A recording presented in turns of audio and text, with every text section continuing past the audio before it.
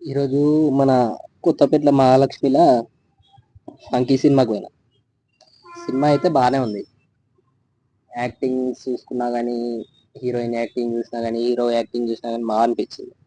మళ్ళా comedy timing ఇట్లా మంచిగా ఉన్నాయి. ఫుల్ కామెడీ ఉంటుంది, టైం పాస్ అవుతుంది. ఫ్యామిలీ ఓరియంటెడ్ ఫిలిం, ఫ్యామిలీతో వెళ్ళొచ్చు. మళ్ళా హీరో హీరో హీరో యాక్టింగ్ అయితే మెచ్చుకోవచ్చు. లాస్ట్కి అయితే మీరు అసలు ఎక్స్పెక్ట్ చేయలేరు దాన్ని. అది కామెడీ అనన్నా లేదంటే ఎమోషన్ అనన్నా మీకే అర్థం కాదు, అట్లుంటది సినిమా. మొత్తం కామెడీ కామెడీ చేసారు సినిమానైతే. మళ్ళా ఇది మొత్తం సేమ్ జాతిరత్నాలు టైప్ ఉన్నాయి. సినిమా అయితే బాగుంది. జాతిరత్నాలు టైప్ ఉన్నాయి సేమ్.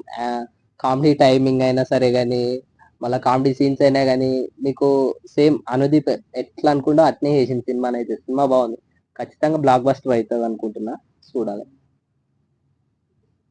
మళ్ళీ విశ్వక్సేన్ అన్న యాక్టింగ్ అయితే చాలా మంచిగా అనిపించింది, మెచ్చుకోవచ్చు.